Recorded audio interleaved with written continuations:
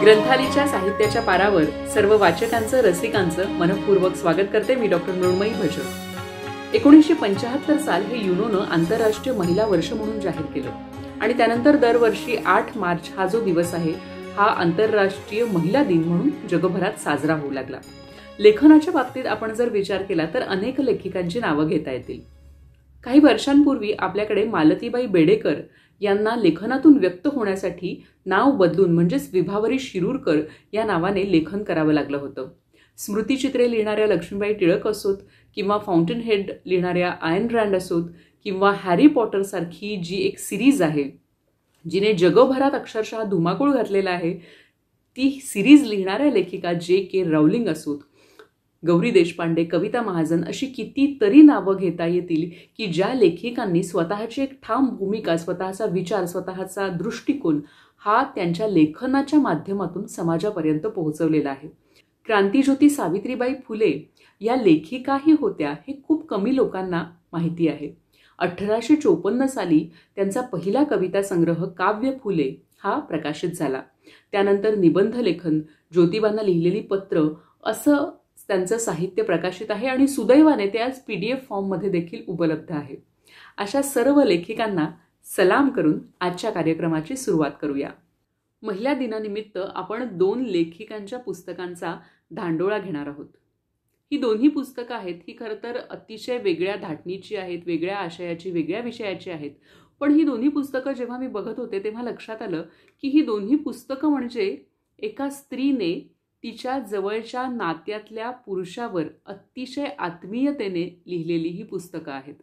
शरदाचे चांदणे हे पुस्तक स्मिता महाजन यांनी त्यांचे वडील पंडित शरद साठे यांच्यावर लिहिलेलं आहे, तर फुटपाथ ते नोटरी हे पुस्तक सुजाता लोखंडे यांनी त्यांचे दीर सागर लोखंडे यांच्यावर लिहिलेलं आहे। या दोन्ही पुस्तकांवर आपल्याला सविस्तर बोलायचंय, लेखिकांशी संवाद साधायचा आहे। या कार्यक्रमात सहभागी होणाऱ्या लेखिका सुजाता लोखंडे, स्मिता महाजन, वाचक म्हणून सहभागी होणाऱ्या डॉक्टर स्मिता दातार, आशालता कांबळे या चौघींचंही महिला दिन विशेष साहित्याच्या पारावर मनापासून स्वागत करते। लेखिका सुजाता लोखंडे यांनी 30 वर्षांहून अधिक काळ परिचारिका म्हणून काम केलेलं आहे। नर्सिंगच्या क्षेत्रातला सगळ्यात महत्त्वाचा आणि मानाचा समजला जाणारा राष्ट्रीय फ्लोरेन्स नाइटिंगेल पुरस्काराने त्यांना माननीय राष्ट्रपतींच्या हस्ते सन्मानित करण्यात आलेलं आहे। त्याशिवाय नर्सिंगच्या क्षेत्रातली अनेक पारितोषिकं, अनेक पुरस्कार त्यांच्या नावे आहेत। लेखनाच्या बाबतीत सांगायचं झालं तर लोकमत सखी, पद्मभूषण, आकांक्षा अशा अनेक मासिकांमध्ये त्यांनी वैचारिक लेखन केलेलं आहे। रमाई असो किंवा महासमाधी अशा महत्त्वाच्या मासिकांमध्येही त्यांनी स्त्रीविषयक लेखन केलेलं आहे, कथा लेखन केलेलं आहे आणि त्यांचं जे पहिलं पुस्तक आहे म्हणजेच आत्मचरित्र जे होतं माझं नर्सिंग शोध अस्तित्वाचा, हे नर्सिंगच्या इतिहासातलं पहिलं आत्मचरित्र आहे ज्याला अनेक पुरस्कारांनी गौरविण्यात आलेलं आहे। अंकुर साहित्य संघ, Indian telefilm production, Wardha, Padmagandha प्रतिष्ठान अशा अनेक मानाच्या पुरस्कारांनी ह्या पुस्तकाला, या आत्मचरित्राला गौरविण्यात आलेलं आहे। सुजाताताई, तुम्ही परिचारिका आहात आणि तुमचा जो परिघ आहे तो म्हणजे रुग्ण आणि रुग्णालय, तर ह्या परिघाच्या बाहेर पडून लेखनाकडे वळावं असं कधी वाटलं आणि कशी सुरुवात झाली?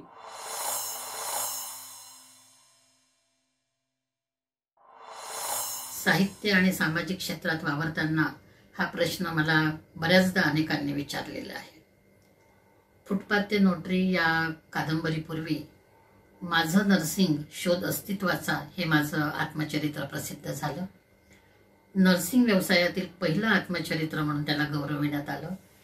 अनेक पुरस्कार प्राप्त असं हे पुस्तक आहे। लेखनापूर्वी मी एक उत्तम वाचक होते आहे। शालेय जीवनापासून मी बरंच दर्जेदार साहित्य वाचलेलं आहे। नर्सिंग सारख्या व्यस्ततेच्या व्यवसायात असून देखील मी माझ्या वाचनामध्ये कुठेही खंड पडू दिलेला नाही। आणि एक सांगायचं म्हणजे मी एक संवेदनशील स्त्री आहे। चिंतन आणि निरीक्षण याची दृष्टी मला लाभलेली आहे। आजूबाजूच्या परिस्थितीचं निरीक्षण करणं आणि त्यावर चिंतन करणं हा माझ्या प्रकृतीचा आणि प्रवृत्तीचा एक भाग आहे। शिवाय स्त्री म्हणून जगताना मला नेहमीच असं का हा प्रश्न सतत पडत असतो आणि या प्रश्नाच्या उत्तराच्या शोधात जेव्हा जेव्हा मी निघते तेव्हा तेव्हा माझ्या हातून काहीतरी लेखन कृती किंवा साहित्य कृती घडत असते.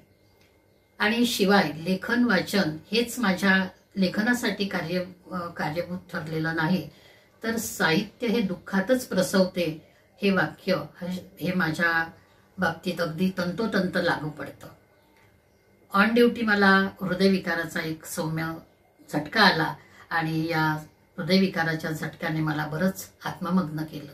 आणि या आत्ममग्नतेतून मी एक स्त्री म्हणून जे जे काही जगलं, माझा अनुभव साठा माझ्याकडे जो होता तो मला कुठे व्यक्त करावा लागला, कारण दुसरा हार्ट अटॅक कधी येईल याची काही शाश्वती नव्हती.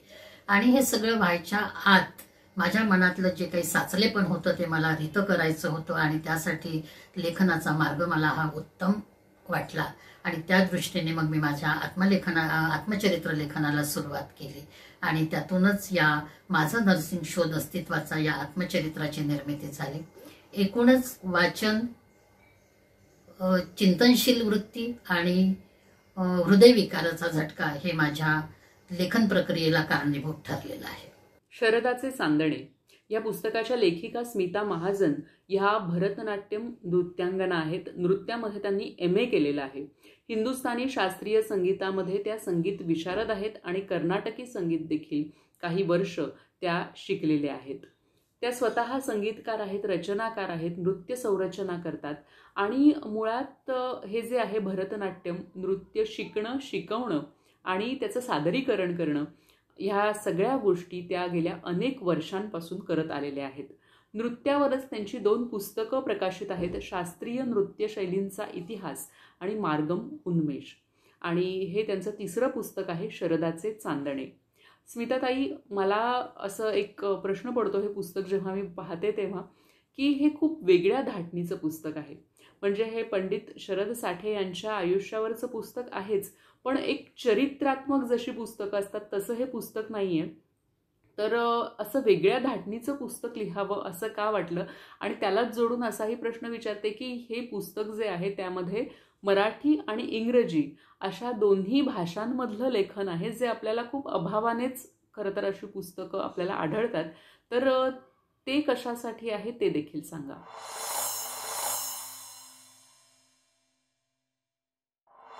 खरंच शरदाचे चांदणे हे मी लिहिलेलं पुस्तक सर्वसाधारण चरित्र लेखनापेक्षा थोडंसं वेगळ्या पद्धतीचं, वेगळ्या धाटणीचं आहे.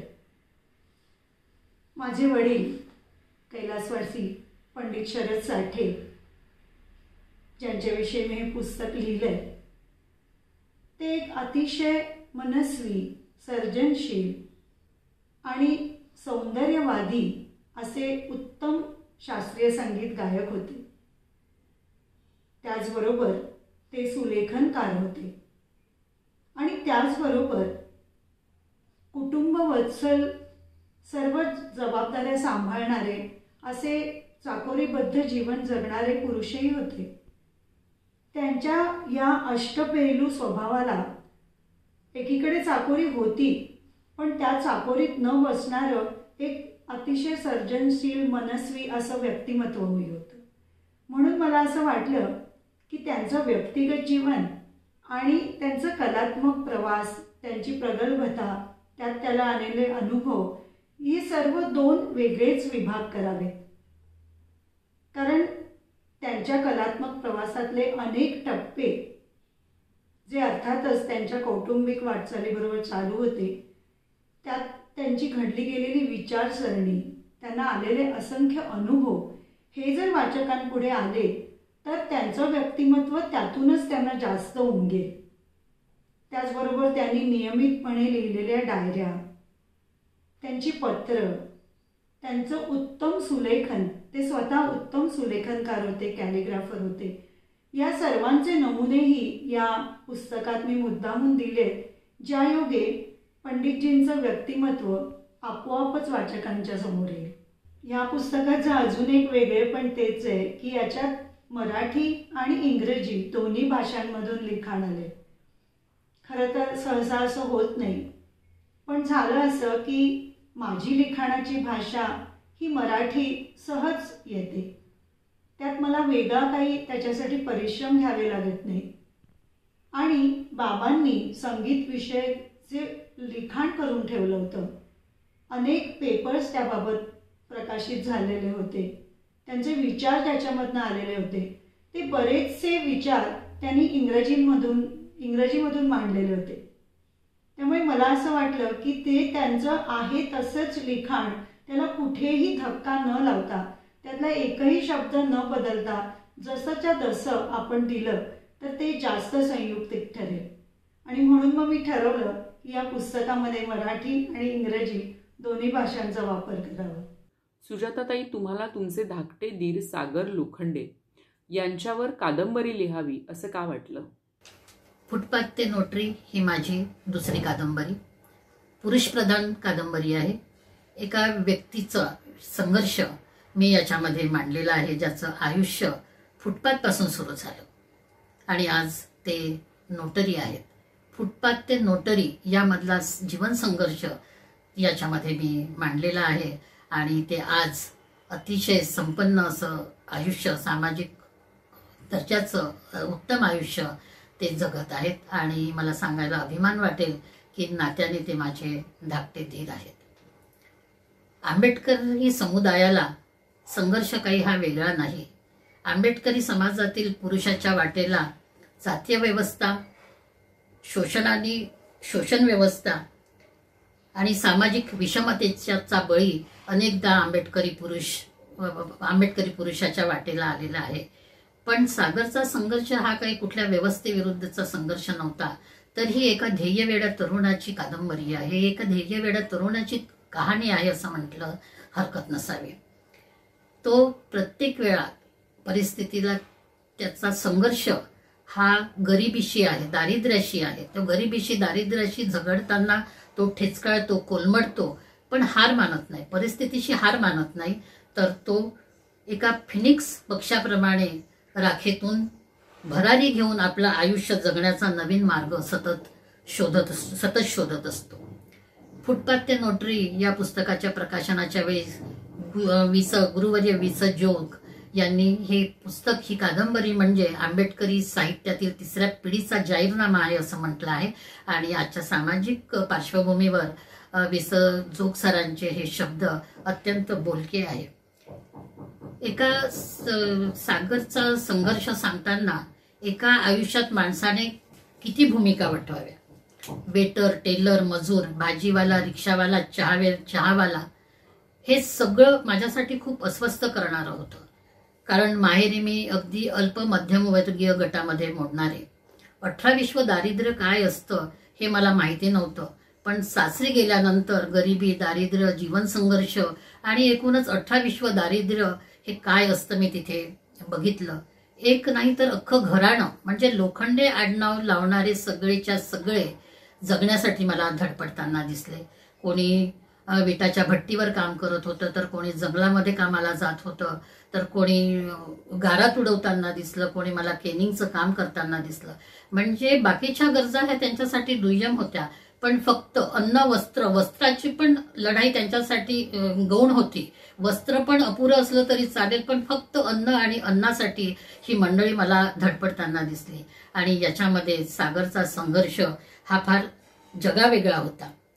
त्यांच्या या संघर्षाच्या उत्तरार्धातली, पूर्वार्धातली साक्षीदार माझे पती प्रेम लोखंडे होते, पण त्यांच्या उत्तरार्धातली साक्षीदार मी स्वतः आहे.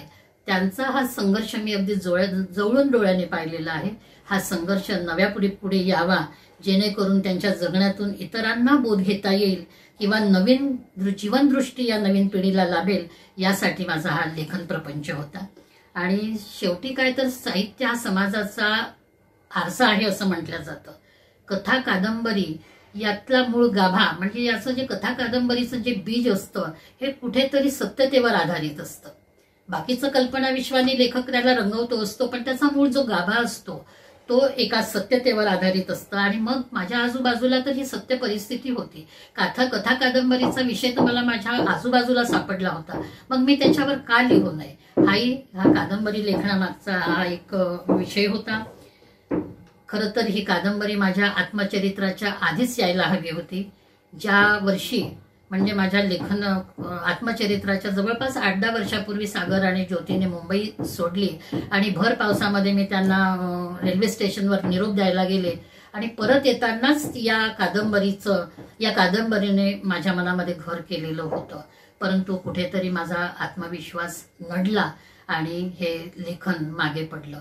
परंतु मग माझा आत्मचरित्राने मला तो आत्मविश्वास पुन्हा परत दिला आणि ह्या कादंबरीचं लेखन पुढे आलं आणि आज ही कादंबरी वाचकांसमोर आलेली आहे.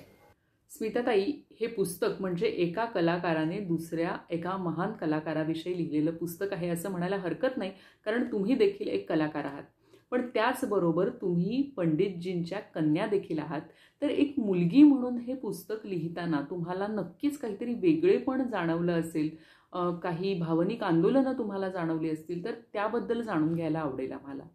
खरं तर आपल्या अगदी जवळच्या प्रिय व्यक्तीविषयी त्रयस्थपणे काही लिहायचं म्हणजे माझ्यासाठी खूप कठीण काम होतं. सुरुवातीला मी लिहायला बसले की मन अतिशय भावनाविवश होऊन जायचं आणि मग त्या दिवशीचं लिखाण तिथेच थांबायचं.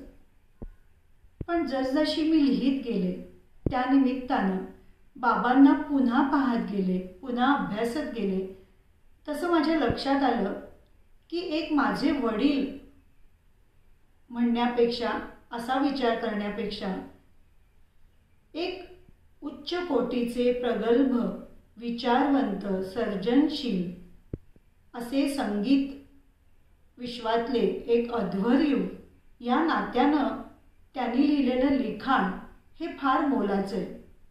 त्यात त्यांनी मांडलेले विचार, त्यांच्या अनुभवातून घडत गेलेली त्यांची बैठक ही पुढच्या संगीत शिकणाऱ्या विद्यार्थ्यांसाठी किंवा संगीत रसिकांसाठी खूप काही सांगून जाते.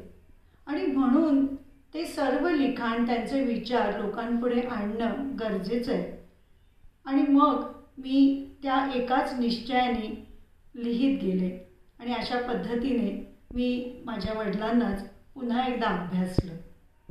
नक्कीच, म्हणजे ह्या पुस्तकाच्या निमित्ताने तुमच्या बाबांबरोबरचे जे क्षण आहेत ते पुन्हा तुम्ही जगला असाल, ही एक वेगळी अनुभूती तुम्हाला आली असेल.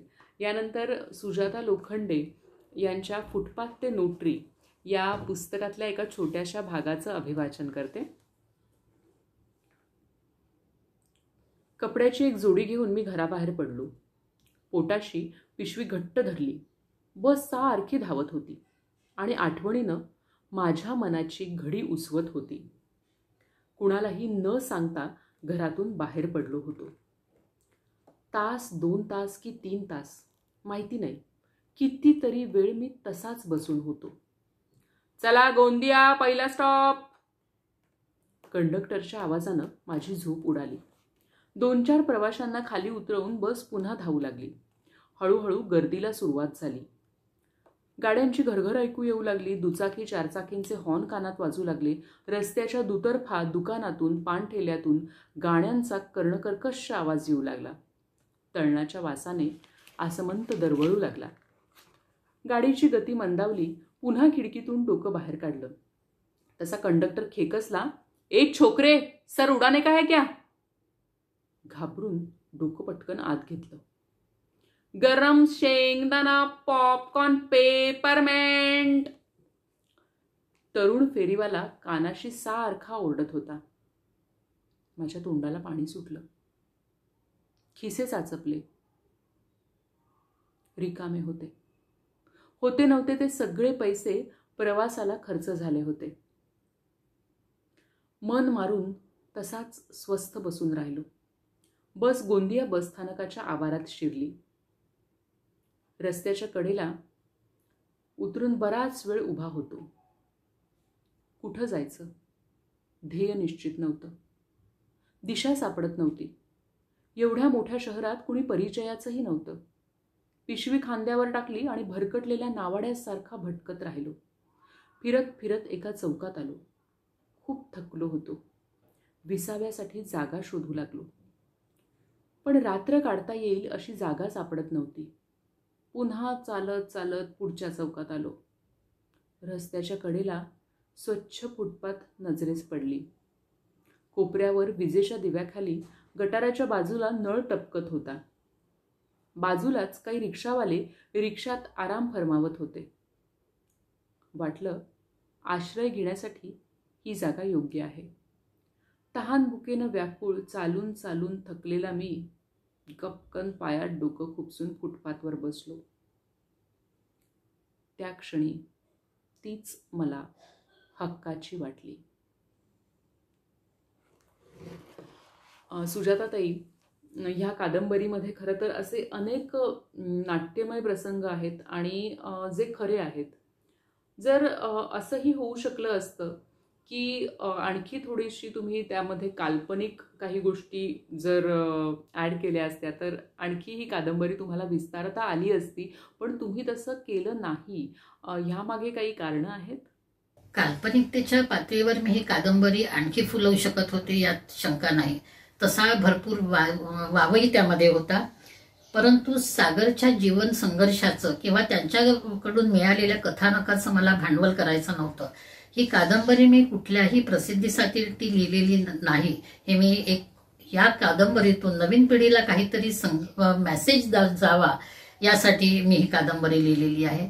आणि आजकाल ज्या काही आत्महत्या होतात गरिबी दारिद्र्यामुळे किंवा परिस्थितीमुळे कंटाळून कुटुंबासहित मुलाबाळांसहित ज्या आत्महत्या होतात, या आत्महत्यांच्या पार्श्वभूमीवर फुटपाथ ते नोटरी ही कादंबरी, त्यातून आलेला सागरचा संघर्ष हा फार प्रेरणादायी आहे.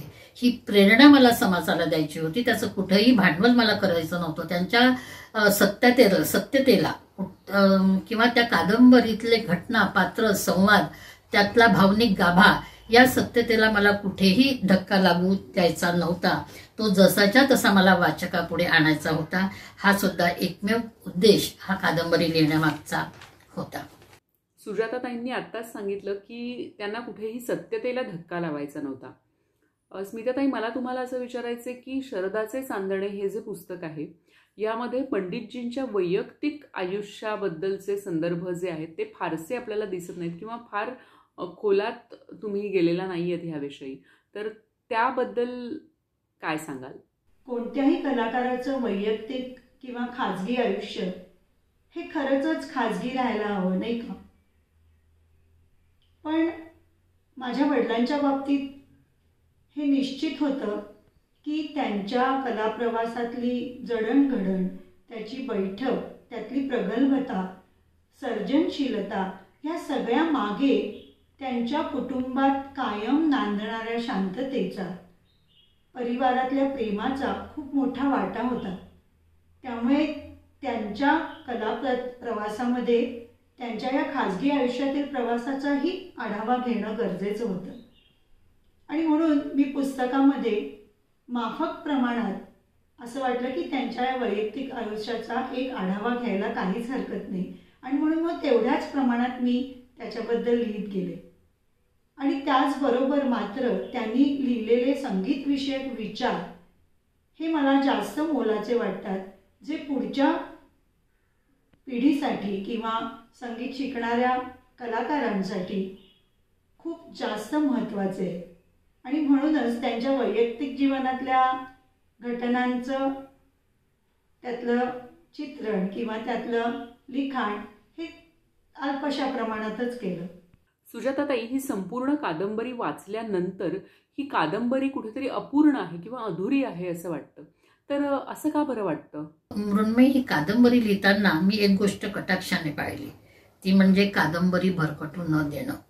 कारण सागरच्या अवतीभोवती असलेली आणि मी या कादंबरीत उल्लेख केलेली अनेक पात्र आज जिवंत आहे. त्यांचं स्वतःचं एक आयुष्य आहे आणि ते आयुष्य सार्वत्रिक करण्याचा मला काहीही अधिकार नाही. आणि तशी मी परवानगी घेतलेली नव्हती. जशी हे कथानक प्रसिद्ध करण्यासाठी मी सागरची परवानगी घेतली होती, तशी या लोकांची मी परवानगी घेतलेली नव्हती. त्यामुळे मला कुठल्याही वादामध्ये पडायचं नव्हतं. मी फक्त सागर, त्यांचा संघर्ष आणि त्या संघर्षामध्ये त्यांना दिलेली, त्याच्या पत्नीने म्हणजे ज्योतीने दिलेली साथ, ह्या गोष्टी केंद्रस्थानी ठेवून हे मी या कादंबरीचं लेखन केलेलं आहे. आणि या कादंबरीमध्ये ज्या गोष्टी यायला पाहिजे होत्या, म्हणजे ज्या व्यक्तिमत्वाच्या प्रेरणेने सागरचं आयुष्य घडलं, उदाहरणार्थ वानखेडे गुरुजी, त्यांची आई, डॉक्टर बाबासाहेब आंबेडकरांचे विचार आणि त्यांच्या या सहवासात आलेली त्यांच्या सासरची मंडळी, ह्या सगळ्या गोष्टींचा मी याच्यामध्ये उल्लेख केलेला आहे. त्यांच्या जगण्याला अपयशाची जी खिंडारं पडली ती मोकळी करण्याचा मी पुरेपूर या कादंबरीमध्ये प्रयत्न केलेला आहे आणि त्या प्रयत्नात मी पूर्णपणे यशस्वी झालेली आहे असं मला वाटतं.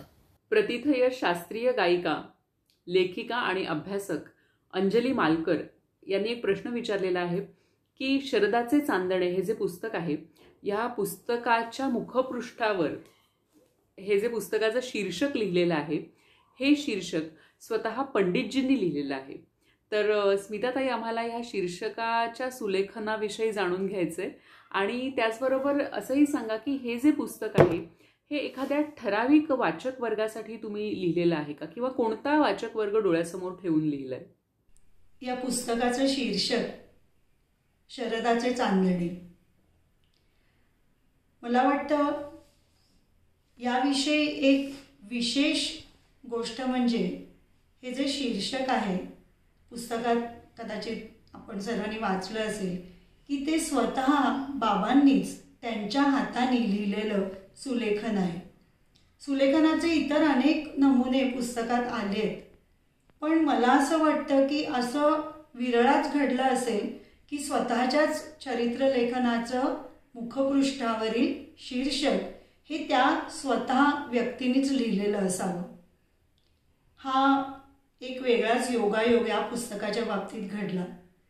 खरं तर पुस्तक व्हायचं असं ते हयात असतानाच धाटत होतं आणि तेव्हाच त्या पुस्तकाचं शीर्षक हे असावं असं जवळजवळ ठरलंही होतं. आणि बाबांना कुठलंही लिखाण किंवा सुलेखन करायचं म्हटलं की कोणताही विषय फक्त एक निमित्त म्हणून लागायचा. लगेच त्यांचे हात पेन उचलून काही ना काही रेखाटायला लागायचे आणि मग त्यांनी शरदाचे चांदणे असं जवळजवळ एक 15-20 प्रकारे लिहून काढलं. तेव्हा आम्हाला कोणालाच कल्पना नव्हती की त्या शीर्षकाचा असा काही नंतर वापर करावा लागेल. बाबा एक उत्तम सुलेखनकार किंवा कॅलिग्राफर होते. जितके उत्तम ते गायक होते. किंबहुना कुठलं पारडं जास्ती जड आहे हे इतर विद्वानांना सुद्धा कधी कधी उमगत नसे. अर्थातच त्यांच्या कॅलिग्राफीचा किंवा सुलेखन शैलीचा आणि त्यांच्या गायन शैलीचा एकमेकांवर प्रभाव पडला तर काही नवल नाही. बाबांनीच पुस्तकात लिहिलेल्या सुलेखनाविषयी आणि गाण्याविषयीच्या एकत्र विचारांना म्युझिक आणि कॅलिग्राफी असं नाव दिलं आहे. त्याच्यामध्ये त्यांनी त्याच्याविषयीचे विचार मांडले आहेतच. आणि आम्हाला सर्व हे बघत असताना कायम जाणवत राहिलं की सुलेखनामधले आकार, त्यातली वळणं, त्यातल्या रेषा, त्यातले रफार, त्याची मांडणी, त्यातली एक कलात्मकता, सौंदर्यात्मकता आणि गाण्यातले स्वर, शब्द, उपज, बंदिशींची मांडणी, ह्यातली सर्व मांडणी, यात कुठे ना कुठे त्यांचा सौंदर्यवाद जरूर दिसून येतो आणि नक्कीच दोन्ही शैलींचा एकमेकांवरचा प्रभाव दिसून येतो. खरं तर एखाद्या अष्टपैलू कलाकाराविषयी जाणून घेणं सगळ्याच रसिकांना आवडतं. पण मला असं वाटतं की पंडितजींसारख्या प्रगल्भ कलाकाराविषयी आणि त्यांच्या मुख्य म्हणजे त्यांच्या विचारांविषयी जाणून घेणं हे संगीत शिकणाऱ्या विद्यार्थ्यांना, संगीत जोपासणाऱ्या कलाकारांना, प्रस्थापित होऊ बघणाऱ्या असंख्य नवोदित कलाकारांना खूप जास्त मार्गदर्शक ठरू शकेल. आणि म्हणून मला असं वाटतं की प्रामुख्याने हा वाचक वर्ग माझ्या डोळ्यासमोर आहे.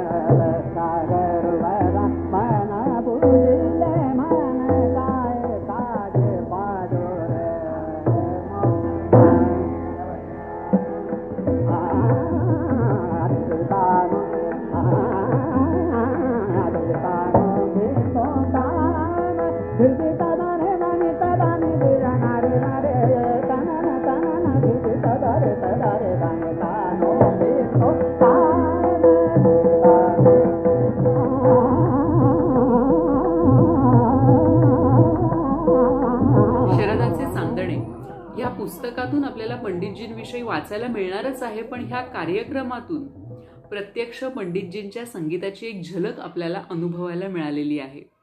या दोन्ही पुस्तकांवर वाचकांचं काय मत आहे हे आपण जाणून घेणार आहोत.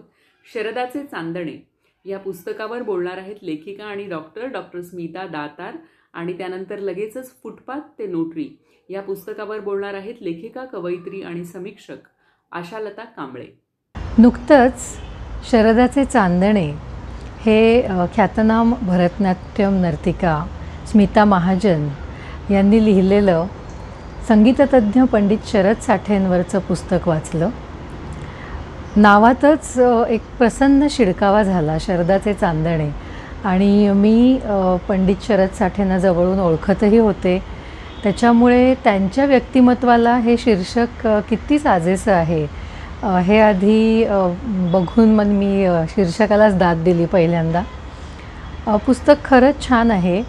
अर्थात मी ते एक चरित्र म्हणून खरं वाचायला घेतलं होतं, पण मला ते चरित्राची त्याची मांडणी नसून त्याची एक वेगळ्या प्रकारे मांडणी केलेली आहे आणि त्याच्यात पंडित शरद साठेंच्या अनेकविध पैलूंवर प्रकाश टाकला आहे. त्यांचं संगीतातलं ज्ञान, त्यांनी तयार केलेली काही नोटेशन्स, काही रचना, ते जे शिष्यांना ज्ञान देत होते त्याच्यावरही खूप फोकस आहे या पुस्तकामध्ये.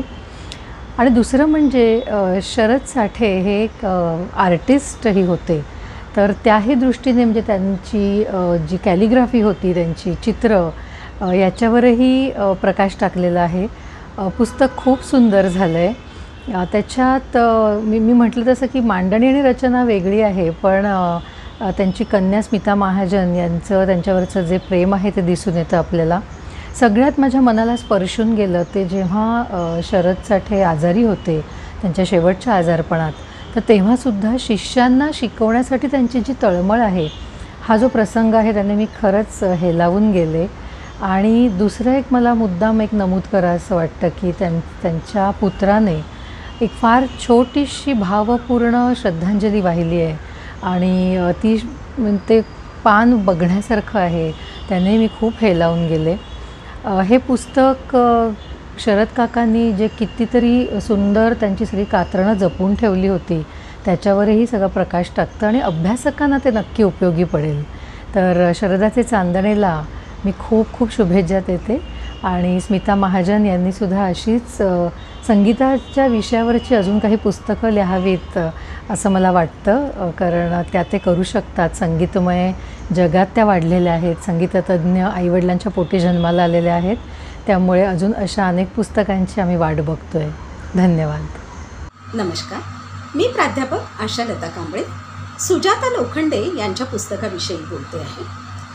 मराठी साहित्याच्या दालनाला मानवतेच्या मूल्याने समृद्ध करणारं आंबेडकरी साहित्य प्रकाशात आणण्यात ग्रंथाली प्रकाशनाचा खूप मोठा वाटा आहे. दया पवार यांचं बलुतं ते उर्मिला पवार यांचं आयदान ही त्याची समृद्ध उदाहरण आहे. लेखिका सुजाता लोखंडे यांचं फुटपाथ ते नोटरी हे पुस्तक याच समृद्धीची साक्ष देणारं आहे असं मला वाटतं. जातीयतेने ग्रासलेल्या इथल्या समाजव्यवस्थेने काही समूहांना पिढ्यानपिढ्या अभावग्रस्त जीवन जगायला भाग पाडलं.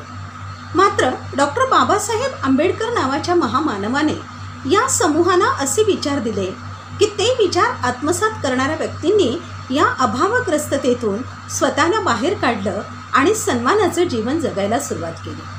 शिक्षण घेऊन प्रतिकूल परिस्थितीवर मात केली. लेखिका सुजाता लोखंडे यांनी फुटपाथ ते नोटरी या लघु कादंबरीतून अशाच एका नायकाचं जीवन शब्दबद्ध केलंय. हा नायक त्यांच्या नात्यातला, ज्याची प्रगती त्यांनी जवळून पाहिली असं आहे. लेखिकेने अगदी तटस्थपणे त्याच्या गुणदोषांना आपल्या लेखणीत पकडलंय. कादंबरीचा फॉर्म घेतल्यामुळे वातावरण निर्मितीसाठी आजूबाजूच्या निसर्गाला सोबत घेत लालित्यपूर्ण शब्दकळांचं सौंदर्य वाचकाला अनुभवायला मिळणं हा या पुस्तकाचा एक विशेष आहे. एका व्यक्तीचं जबाबदारीने चरित्र चित्रण करणे ही सोपी गोष्ट नाही. लेखिकेने मात्र हे आव्हान सहज पेलले. सामाजिक संदर्भ घेत समाज व्यवस्थेवर भाष्य करत ही कादंबरी आकार घेते. अभावग्रस्ततेकडून प्रगतीकडे झेपावण्याचा संदेश देत वाचकाला अलगदपणे सकारात्मकतेकडे जीवनाविषयीच्या श्रद्धेकडे नेऊन पोहोचवते. मला वाटतं जीवन धैर्याने जगू इच्छिणारा प्रत्येकाला बळ देणारी ही कादंबरी आहे. प्रत्येकाने ती जरूर वाचावी. धन्यवाद. आजच्या भागात सहभागी झालेल्या लेखिका सुजाता लोखंडे, स्मिता महाजन, वाचक म्हणून सहभागी झालेल्या डॉक्टर स्मिता दातार, आशालता कांबळे या चौघींनाही मनापासून धन्यवाद देते. महिला दिन जवळ येतोय, त्यामुळे सगळ्या महिलांना महिला दिनाच्या हार्दिक शुभेच्छा देते. आणि हो, महिला दिनाच्या शुभेच्छा पुरुषांनाही देते. त्या अशासाठी की तुमच्या आयुष्यात जी कुणी ती असेल तिच्यासाठी काहीतरी खास करण्याची कदाचित ही एक संधी असू शकेल, एक निमित्त असू शकेल. ती म्हणजे कुणीही असू शकते, पत्नी असू शकते, आई असू शकते, मुलगी असू शकते, मैत्रीण असू शकते, किंवा आपल्या घरात कामाला येणारी एखादी मुलगी, ऑफिसमधली कर्मचारी, किंवा आजी, आत्या, मावशी, काकू, मामी, कुणीही असू शकते. त्यामुळे सगळ्यांना शुभेच्छा. आजच्या भागात आज आपण इथेच थांबतोय. पुन्हा भेटूया ग्रंथालीच्या साप्ताहिक अक्षर मैफिलीमध्ये पुढल्या शुक्रवारी. आपण सगळेजण असेच भेटत राहू, वाचत राहू. नमस्कार.